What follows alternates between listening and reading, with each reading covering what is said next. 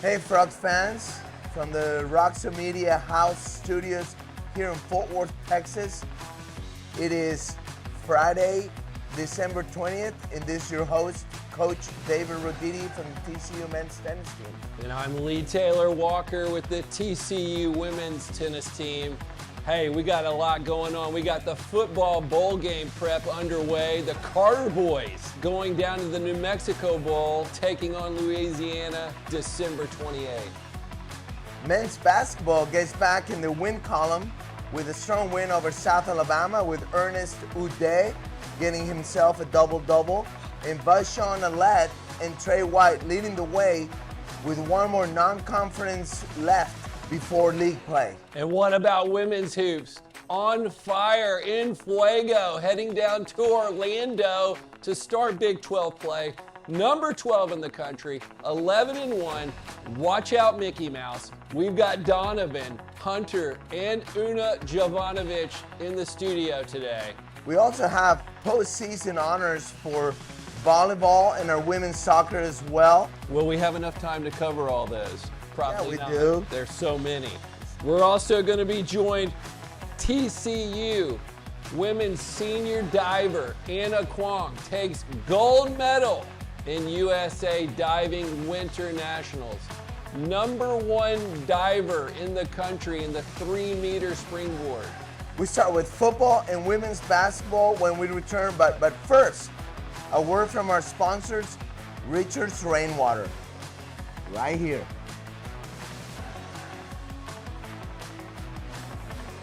The best tasting water comes straight from the sky, leaving just pure, refreshing raindrops in every bottle. Taste the difference, live the sky.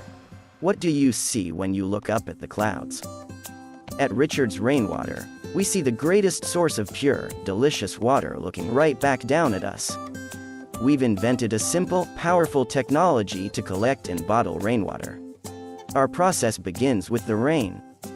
When clouds become saturated, droplets fall from the sky. Rainfall is a naturally cleansing event. During the first few minutes, the raindrops clean the atmosphere and wash away any dirt or debris from surface areas. At this cleanest point in the rain cycle, we collect the pure raindrops into large storage vessels. Then, we use a simple, yet effective combination of ozone and microfiltration to ensure our rainwater surpasses the highest drinking water standards. We pour the pure, refreshing rainwater into glass bottles and aluminum cans, packaging as infinitely renewable as the water itself. Richard's Rainwater is building a network of collection systems across the country to ensure our rainwater is local everywhere. The purest, best-tasting water comes from the sky. Richard's Rainwater, sip the sky. We're back in the Roxa Media House studios here in Fort Worth, Texas. I'm your host, David Roditi with TCU men's tennis team. Football bowl preparations continue, and Frogs today has been out at practice all week watching our Carter boys get ready for the postseason. Namni Obi Eyesore stopped by after practice on Monday, as well as his buddy, Bud Clark. Man, we ready to go to Albuquerque, show everybody what we got, get our ninth win. That's the objective. Like a real goal for us, just kind of how the season started off. The whole second half of the season, I feel like the teams look completely different. The 9 wins, it's good for the team, good for the coaches, and it kind of just gets everybody thinking positively and sets us up for next year. We know they move around a lot. Like on offense, they got a pretty good defense. Offense. A running back pretty much. So pretty much just trying to figure it out from there. We just started today, so. Defensive coordinator in his first year, Andy Avalos, gave us his connections in Albuquerque, as well as a strong finish his defense had after a 3-3 start. If you're growing, you're always trying to find ways where you can get better. And for us, like we talked about, the first couple games of the season, we did a good job, but it's within those first couple weeks of the season, the first month of the season, where overall whole team is really going to grow forward or stay stagnant. And we had to grow forward coming out of camp in those first couple games. We really went through probably 8 quarters of football that was not our best. Bottom line, the thing that we can be proud of is how this team approached that and finished within that bye week of sitting down and being able to look at the things that we need to get better at, and collectively as a whole team, we were able to go 5-1 down the stretch there. Obviously, we lost on a last-second field goal. Not something you ever would want. There's no moral victories. It's how do we get better from that one that we didn't win to be better in the future, and that's really what it's been about. And I can't ask any more but to say that anything we've asked these guys to do, they've done. And that's why we've been able to grow and get better. And it's no different right now in the bowl prep. The expectation doesn't matter if you're coming back next year, you're a sophomore, you're a junior going to be a senior, you're a freshman coming back, or you're a senior and this is the last game you get to play. You represent TCU. You represent your very best. And that's what we're asking of the guys here in this bowl prep, is to compete. First time I ever called a game as a defense coordinator was against them down there. I believe it was like 14 or 15. And then I played a few games in Albuquerque, being in the Mountain West. So the challenges are all there. This program has always been successful. They always have had really good players, and you can see from their coaching, their coaches have gone places that have been there because they've had success. Their coaches there have been successful while they're there, and that's why, there's guys that have moved on, and there's really good players. And so it's been that way for a while. Again, whatever it is, 10 years ago now, when we played them, they were a really good team then, and there was personnel issues that we had to defend.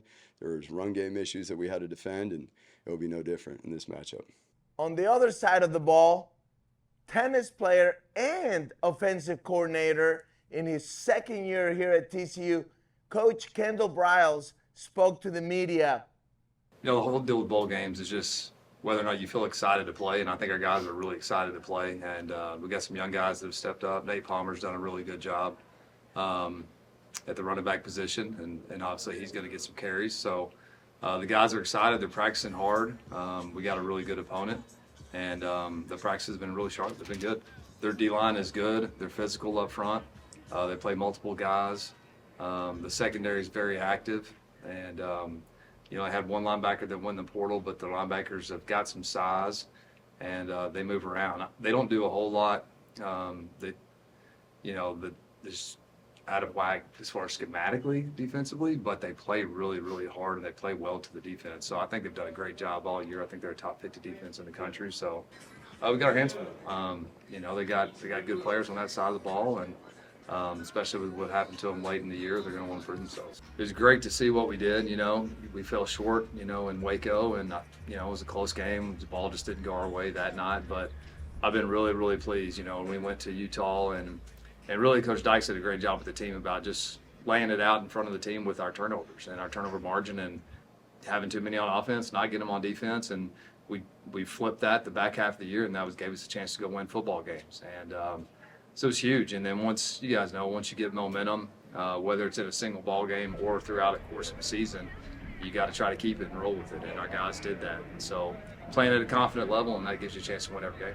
The Frogs will be without star receivers Savion Williams and my boy Jack Batch for the bowl game as they are nursing injuries.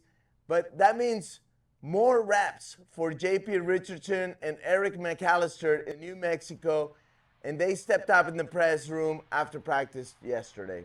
These guys know everybody, down to the quarterbacks, down to the kickers, that we should have been a team playing in the Big 12 championship. We slipped up in a few games with turnovers and not finishing a lot of games and just not being disciplined. So everybody knew on the team what we could do and what we had in us. So it was just when Dykes came in, he put on the board what needed to be changed. We knew that we could finish the season out strong. Wide receiver McAllister talked about his ability to make clutch plays down the stretch and to move the chains and what he looks forward to in the New Mexico Bowl. I think it's just smart play calling, smart throws by Hoover. Having Savion in the backfield, you got Jack Besh and JP on the side. You're going to have to put me one-on-one or safety over the top. And I think just Hoover trusting me that I'm going to make a play and practice, that he still trusts me out there in the game too. It means a lot. The season didn't start so well. Losing close games, teams that we were supposed to beat. And, we were 3-4. A lot of guys could have quit on us, but we didn't, and we earned an extra game against Louisiana. Nobody better than McAllister to make something out of an 8-yard play and run down the field for a touchdown. Let's go, baby. He's got this one move. He goes the opposite way. It's always the same move. Head coach Sonny Dykes is one of 6 active football coaches to take 4 different teams to a bowl game. He talks about how practice has been going on preparing for the 10-3 Louisiana team. Very satisfied. Yeah, I think the guys have had a great mentality. That's been the biggest thing, I think, from the get-go is, look, man, this is an opportunity for us to play another game together, get to 9 wins.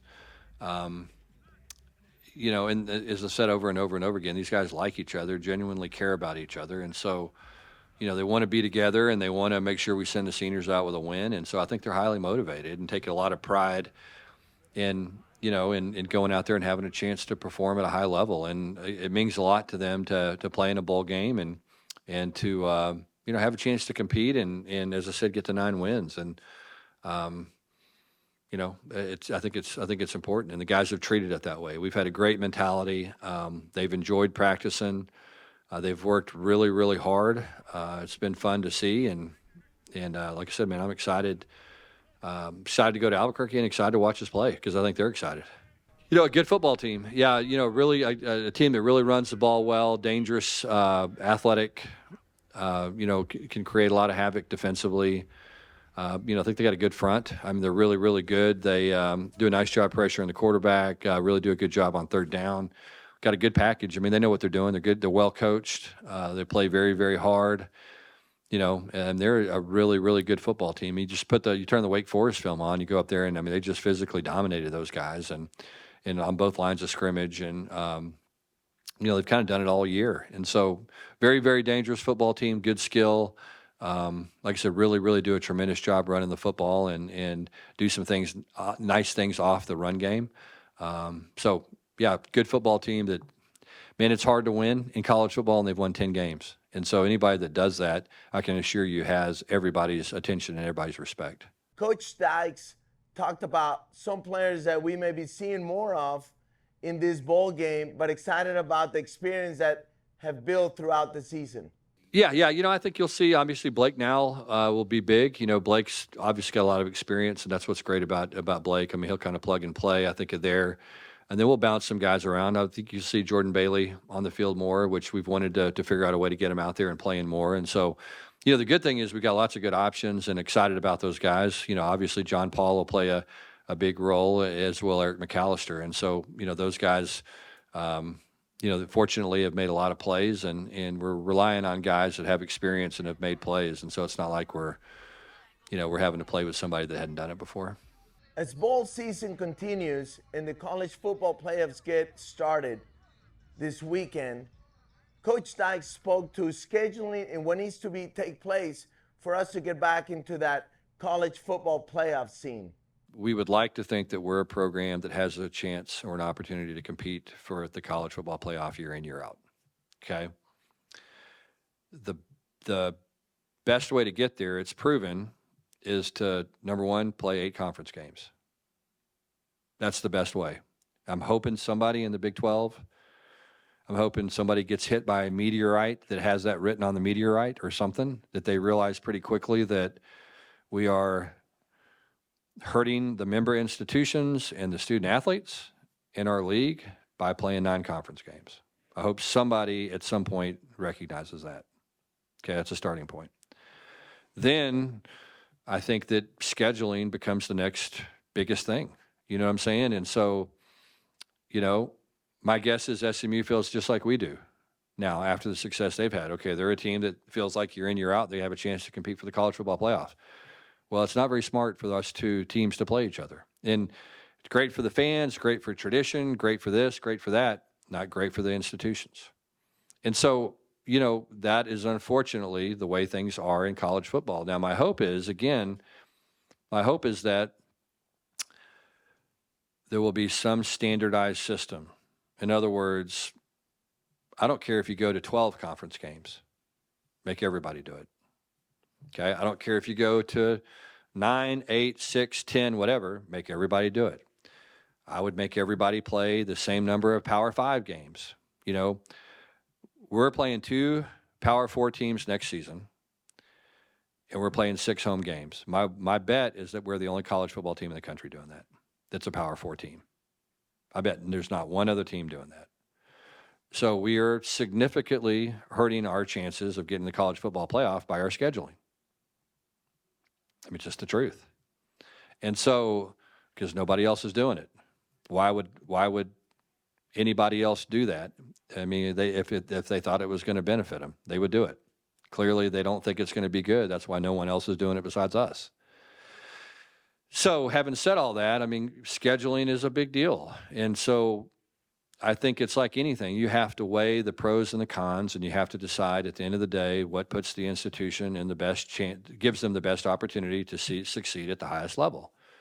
And in today's current system, that's what does. Until that system changes, I think you'll see less and less of those games.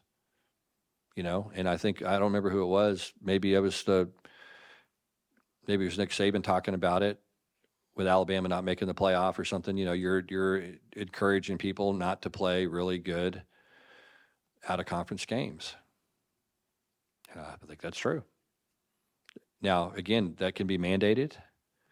That there's all these things that they can do to ensure that those games happen. But right now, everybody's playing by a different set of rules, and you just want everybody to play by the same set of rules. It's all you can ask for as a coach. Let's have the same amount of money to spend in revenue sharing. Let's have the same scheduling model. Let's play the same number of conference games, and that way we can actually find out who we think are the 12 best teams. To women's basketball news, Big 12 play starts on the road in Orlando at UCF. Last year's 66-60 win over the Knights was probably one of the most significant wins for head coach Mark Campbell, coming off 2 forfeits, a school-wide tryout, and a team decimated by injuries all at the same time. It's a special memory. That's might be one of my all-time favorite moments in my coaching career was, we had open tryouts. You had to forfeit games. We had the Underfrogs. In our office, there's a massive mural that I will never take down that we made that has the score of that game and pictures, collage of pictures from that game. And you guys, that's kind of, that game kind of laid the foundation of grittiness, of toughness, of resilience for our program. And that will be something that we will always cherish and hang our hat on. And so now we get to go play those guys again. Obviously, it's on the road, but it's a brand new team. They have a new team. We have a new team. But reflecting back, that game will be as meaningful as any game we ever get to coach here. And so that was fun. That was a wild journey. Hopefully we don't have to do that again. But I'm really proud of that moment in that game. Our ladies basketball team sit at 11-1 going into the Big 12 road opener tonight, number 12 in the nation and number 7 in the net rankings. All first for this program. Madison Connor, who reached the 1,000-point milestones in the win over Louisiana Tech on Sunday, then led the Frogs to victory over Sanford on Tuesday with 33 points, becoming TCU's all-time leader in 30-point games. Talks about the performance and the start of the Big 12. Yeah, I mean, I feel like we were sharing the ball really well. That's one of our strengths as a team, and I feel like after the South Carolina game, we didn't do that in that game. So we've been really focusing on doing what we're good at because we know those are our strengths. We have so many talented players on the court that it's hard. They have to pick their poison. We have 5 players out there that are capable of scoring in double figures. So we're multidimensional in what we do. So sharing the ball is what we're really good at. So yeah, I mean, conference is a whole different animal. I mean, you're going. Every game is hard, and all road games are especially hard. So I'm super excited. It's my senior year. I have a great team surrounding me, and I think this team, the ceiling's the limit. There's no ceiling. How do you say that? Man, I'll just go with that. The sky's the limit. Yeah. But anyway, I'm just like, yeah.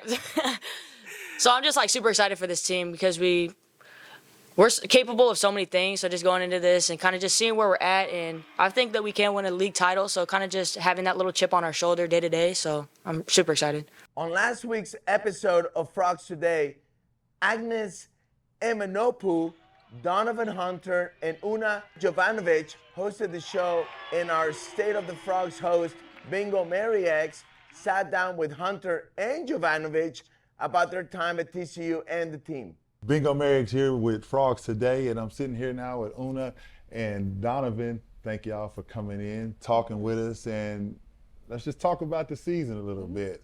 We'll start with the vet. You know, been here for a while now, new season, started off 9-0. Tell us a little bit about how you just feeling in the preparation for the season and how everything's going so far. I mean, great. I think it's been a really good start for us and picked up some big wins. And it's things that are going to help us like down the road, and just getting that experience of playing those challenging teams is really good for us. So.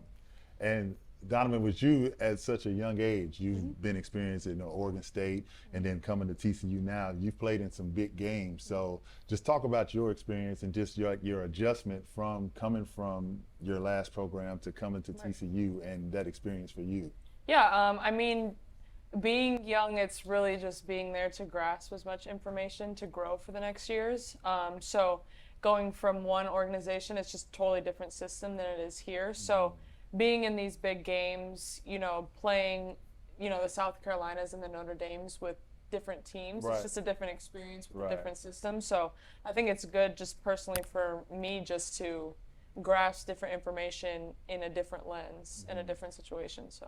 So being young, is it tougher for you maybe to vocalize or speak up a little bit, or do you just kind of just fall into that role just naturally? Right. I think this year especially, it's a little bit harder just with how many older girls we have on the team. You know, I don't want to overstep or speak on things when they've also been in the same situations and have experienced the same things. But I think it's a unique situation with this team is everyone pretty much speaks when they have something to say, and it's very like constructive. So I think everyone just has the free range, whether that's the young kid or the oldest one, to speak what they think, and everyone pretty much listens. Yeah.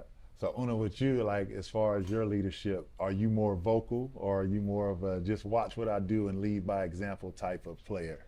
I think this year I've started to be a little more vocal just because, like, for example, a lot of our plays are similar from last year's. So whether that's just knowing where people are, and if some newer people maybe aren't as like fresh on certain things, I feel like I can help there just because I have a year under me and like know certain things about the system. So yeah, I would say I've stepped more into vocally trying to help out if I can. And then just with the culture and watching y'all play as a team, it just really looks like everybody's just enjoying everybody and the culture is really there. If you can, if both of y'all can just talk about the culture and how y'all experience it is as far as off the court as having that team camaraderie, starting with you for sure. Yeah, it's been great. I think everyone in the locker room is really chill, really cool.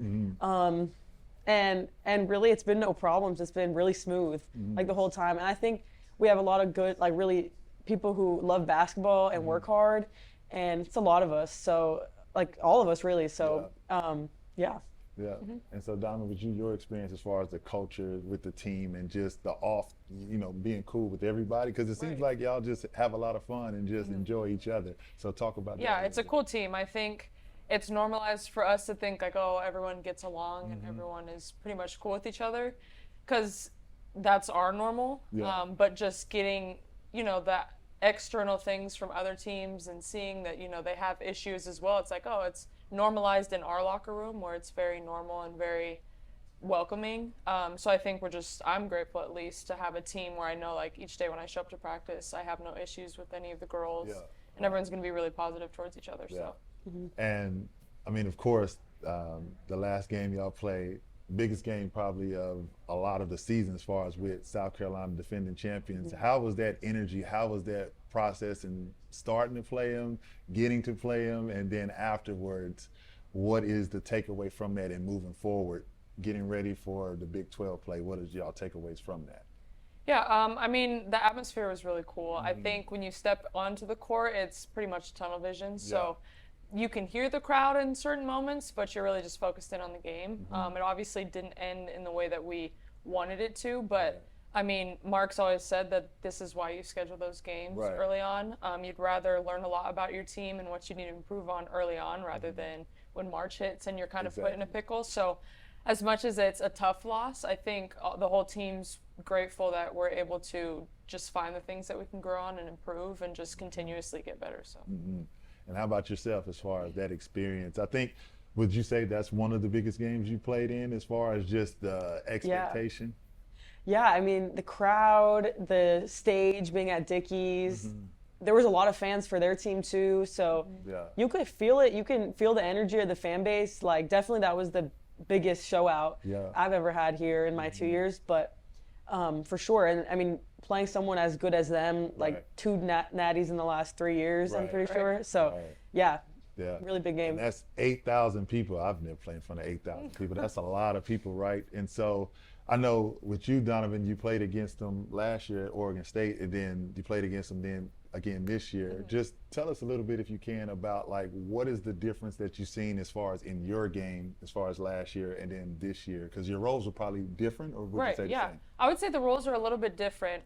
With Oregon State, you know, just finding the pieces, it was a very just completely different system than here. At TCU, it's a lot of like, he just wants us to hoop. He always says that. So for me personally, learning how to make reads at the right time, you know, reading situations rather than predetermining things. So I think the game was a lot different last year. You know, I mean, it was March Madness is when I saw them, so it was really crunch time. You know, if you lose, you're done. And here it's just learning myself and growing within my game. That game was just really good for me to just see what things I need to work on and improve on, and what things I did good. So I think overall it was just a good game for me to see and just be in a different situation against them. Now, I got a little recipe for y'all. You know, I don't know if you know that TCU, the women, they're 11-2 when a player scores 8 points or more. Do you know who that player is? It's actually Una. Oh, yeah. So yeah, that's a little stat for you. So, now, just saying that too, that just is a test to like your preparation into your game as well. And if you can tell us, how do you prepare? 'Cause, you know, as a shooter, just as a hard-nosed player, what is your preparation in coming into the games? Like off the court, like, or not off the court, but like. Just like, okay, just tell us how do you prepare for games as far as coming in, because you're a shooter, you know, you have a big role on the team as far as when you do check in. So what is your mental mindset coming into the games?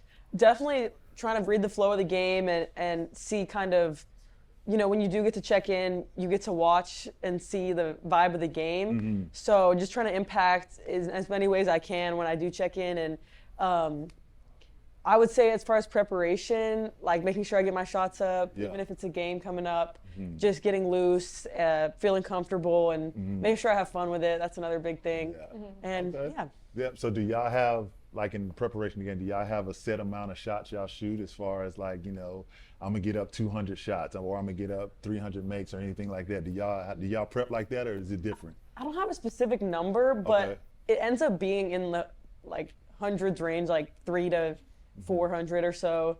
It really depends, but I mainly just try to hit like spots, like mid-range. I'm gonna go around and probably make, I don't know, 15 at each spot.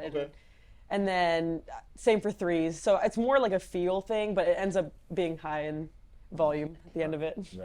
And you as well, is that the preparation? Yeah, I would say it pretty much differs every day. I mean, being a student athlete, you have so many other things, school classes. You know, at TCU, it's all in person, so it's a lot of real commitment to going to classes. So I would say just finding gaps within that to find how much time I have today to get shots up. So depending on the day will depend on how many shots that a player is able to get up. So and then so lastly, we'll talk about just the Big 12. It's coming up. You know, you have a few non-conference games left, but what are y'all expectations going into the Big 12 as far as what can we expect from the women's team when the Big 12 starts? I think a lot of competition. That's the most exciting part, how good all these teams are. It's just going to be a battle every night, so expect us to fight. I would say, you know, just a different mindset. I think playing against South Carolina helped us, you know, be able to shift a mindset. Not that our mindset was off, but just to really focus in and not take our foot off the gas pedal. So I think it helps going into conference, being able to just know that no matter who we play, because it's going to be tough competition, like she was saying, and just making sure that we're always competing every second of the game, doesn't matter who we play. Yeah, and I think that helps y'all because the women, y'all are going to be a juggernaut. You know, it's not like, you know, y'all can sneak up on anybody now this year. It's like every team, you know, being a top 15 team, it's like every night you have to come out and play, so that makes you want to compete. Is that more pressure? Is that added pressure, or do you just feel like, it's okay, I just, you know, go out and play? I would say I mean, I don't know about you. I would assume it's the same, but our team's good at not really paying attention to the number. You know, obviously we see on social media what we go up to or what we go down to, but we show up to practice not thinking of the ranking number, and I think that helps our perspective, just like still having the same end goal of doesn't matter who we play, we just want to compete. We wish women's basketball good luck as they open the Big 12 play. On the other side of this break, Coach Lee Taylor Walker getting us caught up on men's basketball and senior diver Anna Kwong, who took the gold at the U.S. Diving Winter Nationals. We'll be right back.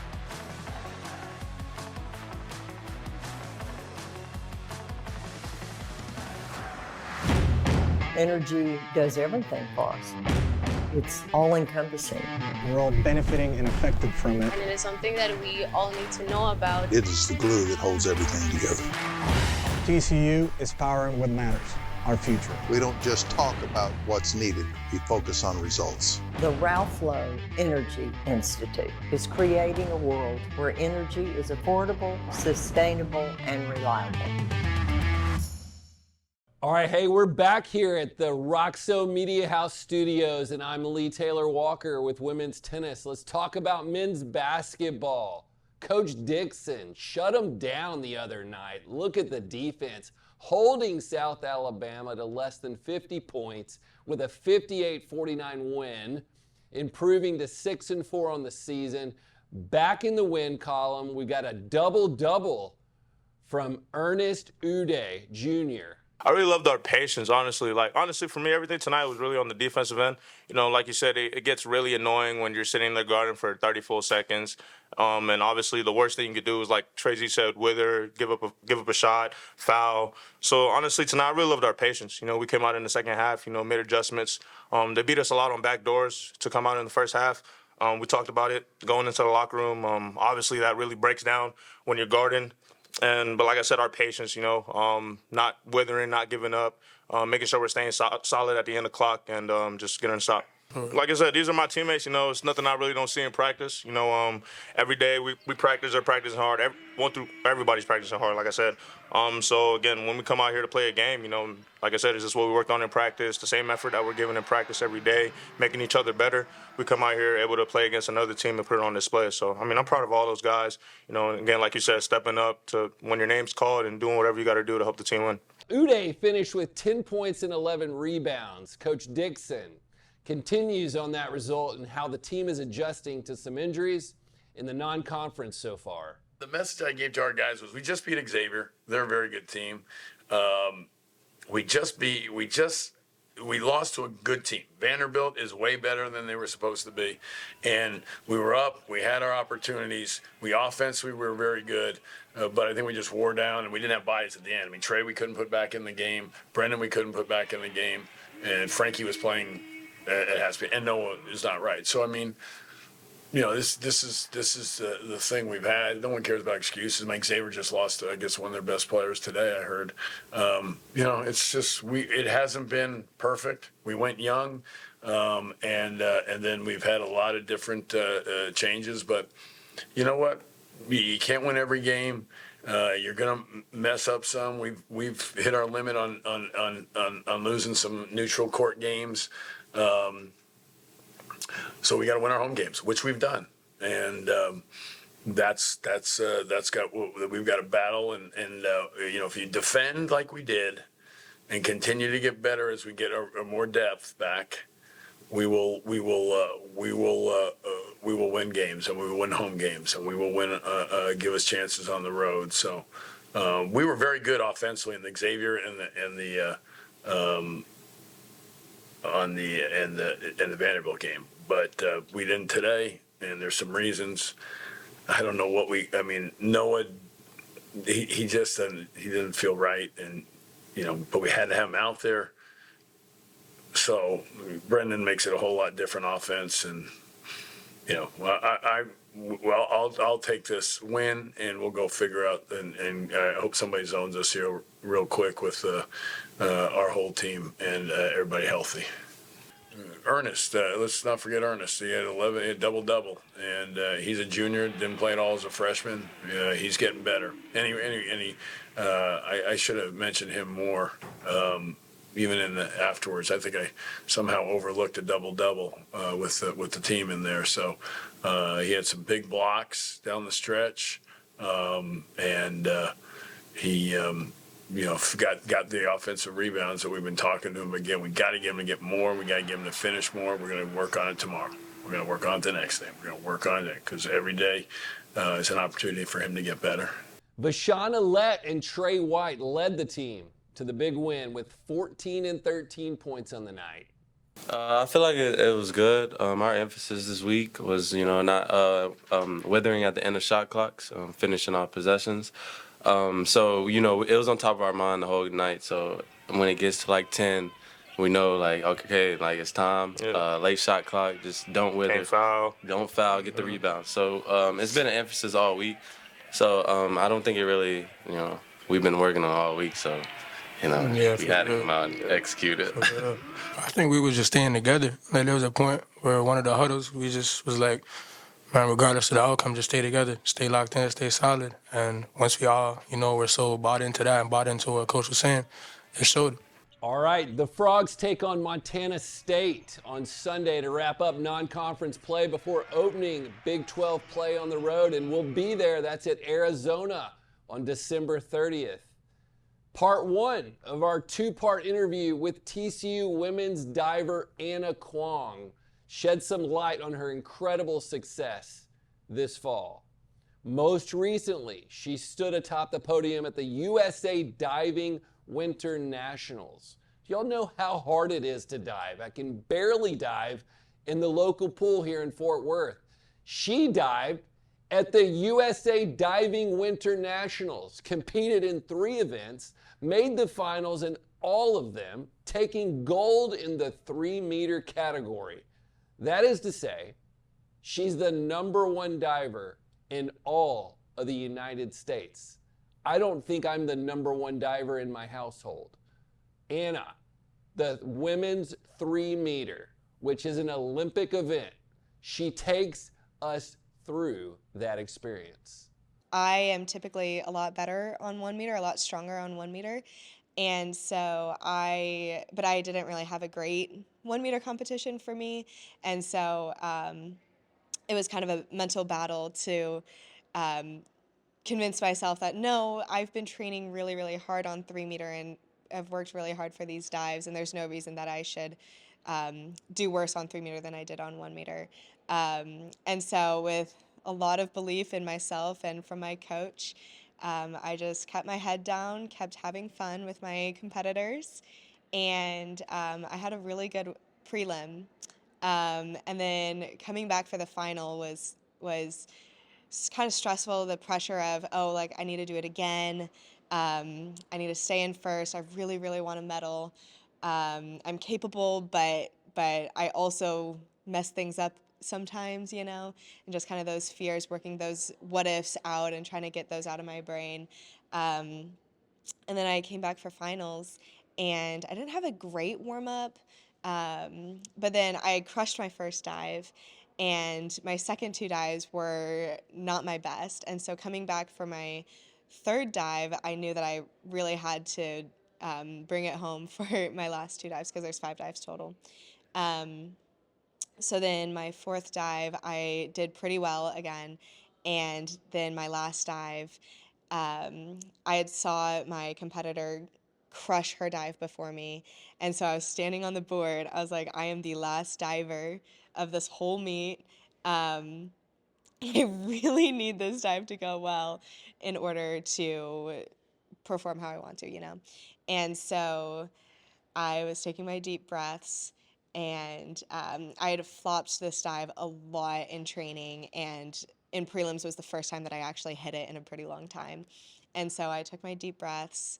I remembered that I'm capable and I'm in control and I can crush the dive, you know.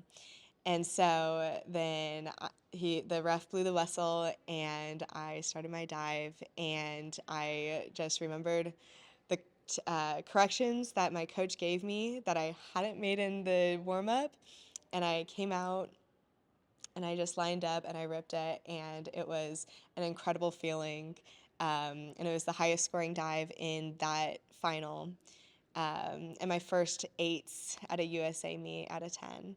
So it was just the most incredible feeling. Tons of kudos and hugs and support from all of my friends who were there and coaches that have coached Olympians and everything. And so it was just really special and something that I'll remember for a very long time. Add a silver medal in the 3-meter synchro to her weekend as well.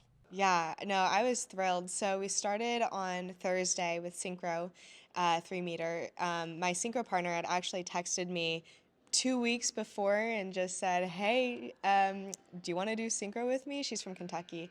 And so I was like, sure, nothing to lose. It's a fun way to start the competition. I'd never really done synchro at this level before. So we trained on Wednesday for the first time together. And then on Thursday we competed, and there's a few hiccups that we had to sort out, but we pulled it together. And prelims we got third, I believe, and then I think we moved up to second in the final. So that was really exciting. My first USA diving medal at Winter Nationals. Kwong, a senior from Omaha, has been at TCU from the beginning, and she was asked how TCU has propelled her to the success she is having. I think Anthony has just been huge. Our together as a team, we work really well. He believes in me when I don't, and he pushes me to do dives that I don't think I'm capable of and are kind of a little bit crazy, but I trust him, and we've built that trust because coming in, he taught me how to spot. So just like ballerinas like spot their pirouettes, you know, divers are supposed to spot their surroundings during the flip, but when I came in, I didn't. I just closed my eyes. And so I just went off the feel of the dive. And so I think that first month where he taught me how to spot really built up that trust a lot, because I smacked a lot. So I did so many belly flops. I had bruises all over my legs. My legs were so purple and it hurt.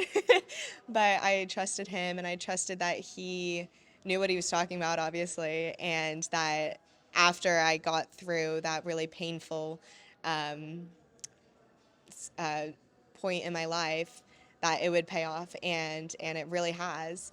And so just knowing that I can trust him and he really wants the best for me, and he's willing to stay late for me, and he's willing to pull extra belts, and he's willing to come early and also teach me the theory behind the corrections that he's giving me. And there's just a lot of buy-in from both of us. And so just as a team, there's, he's obviously kept me here. The loyalty that you were kind of talking about, how other people have gone different places, there's just a huge loyalty.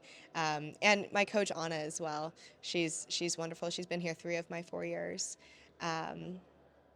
But there's just an immense amount of trust and dreams that we share that have kept me here. Last year, she was the only diver to qualify for the NCAA Individuals, and this year finished the season strong at the Texas Diving Invitational as the only female diver to win that event.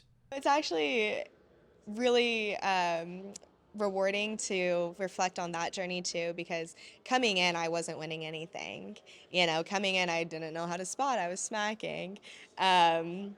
And so just reflecting on, even compared to those UT divers, because those UT divers were untouchable for me when I came in. And then slowly I climbed up the ranks. My sophomore year, I got second on 1 meter at conference.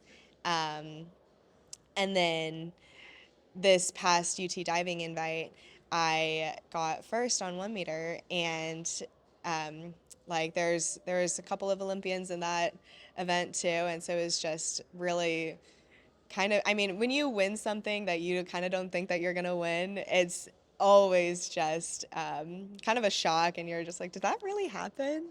And then you just kind of have to force yourself to believe it. Like, yeah, I worked hard for that, and I did that. So it's really cool to see the progress that I've made, and it's definitely bittersweet that this is my last year. College is such an amazing time where you're supported in so many aspects. Next week, we will bring you part 2 of our interview with Kwong on her expectations in the spring as she finishes up her collegiate season, as well as life after TCU and what is in store for her after college. We'll be right back with our head women's soccer coach, the Eric Bell, talking postseason awards as well as recruiting news with some solid additions to his squad, as well as some Frogs Today programming notes when we return.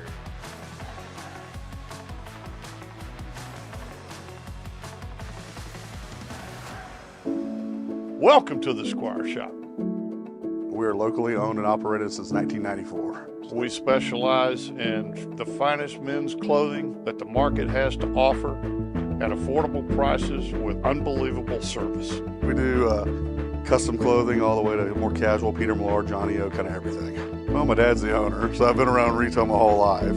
Oh, it's great. I mean, it's the best boss I'll ever have. I know that. We love our TCU community. They have been so good to us. Come see us today. Go Frogs! Welcome back to the show, Frog Nation. Let's talk a little bit about the women's soccer team and head coach Eric Bell. His team finishing number 16 in the final United Soccer Coaches rankings for 2024 with an overall record of 17-4-2. Unbeaten Big 12 regular season leading to a Big 12 championship. The Frogs have qualified for 8 of the last 9 NCAA tournaments and are one of only 17 programs to do it. Let's hear from Coach Bell as he reflected on the season.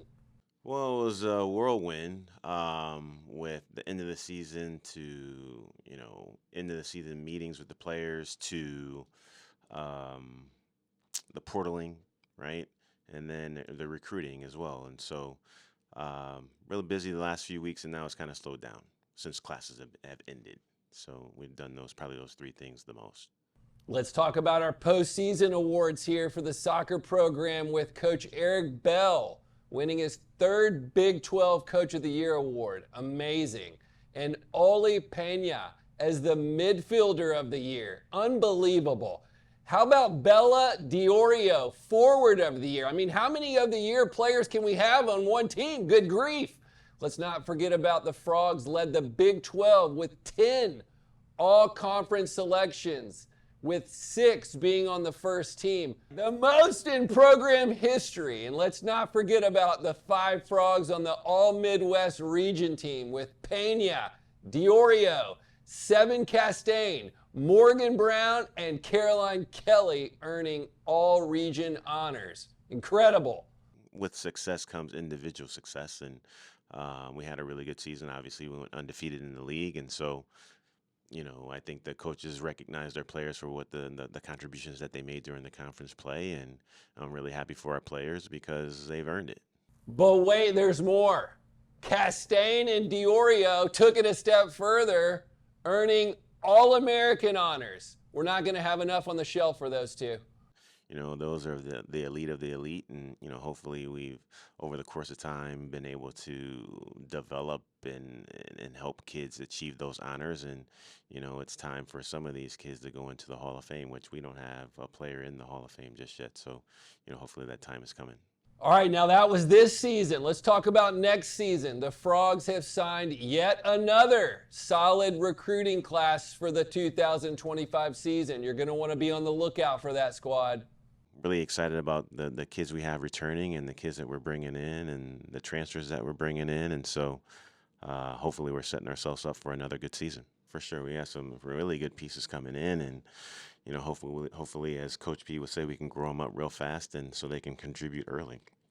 But talent, I don't think it would be for a lack of talent. Now I got to coach them up and make sure that they stay healthy, and if we can do that, I like our chances for having another really good season. Sticking with women's sports, we have a first-team All-American selection, senior volleyball international and Mexican.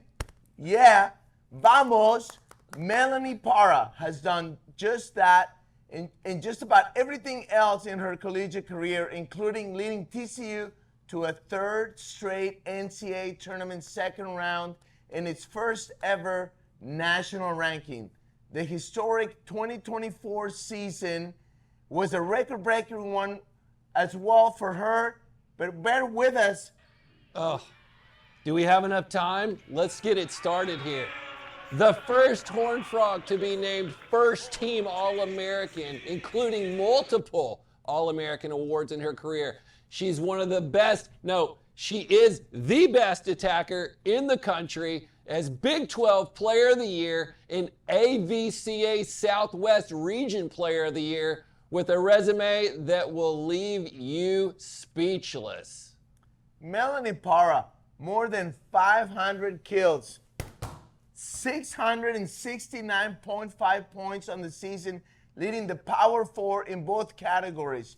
She rewrote the TCU history books in kills, points, and service aces. Parra, not Parra, Parra had double-digit kills in 28 matches and 14 matches with at least 20 kills in a team-best double-doubles while ranked in the top 5 and 6 offensive categories. Wow. And we're not done yet, people. She earned back-to-back National Player of the Week awards, and 6 times she was Big 12 Offensive Player of the Week and was semifinalist for the AVCA National Player of the Year award, picking up 1,000 career kills this season. On next week's show, we get a chance to visit with head coach Jason Williams on just how good Parra is. Does that say that right? Yes, Parra. Parra is, and what's next in store for her down the road. Exciting programming notes to bring you as Frogs Today is in Orlando today with women's basketball as they open the Big 12 Conference season at UCF, then heading west to the New Mexico Bowl, bringing you that coverage, and then west again as our men's basketball starts their Big 12 season at Arizona on December 30th. Basketball pregame shows will kick off the new year on January 1st. Stay tuned for that 90 minutes before tip-off at frogstoday.com. Thanks for joining us today, the only media outlet that covers all of TCU athletics. Stay connected for dynamic, original content right here at Frogs Today. For men's tennis, I am Coach David Roditi. And I'm Lee Taylor Walker for women's tennis. Everyone here at Roxo Media House, this has been Frogs Today for Friday, December 20th. Thanks for watching. We'll see you at the Purple Courts in the spring. Go Frogs.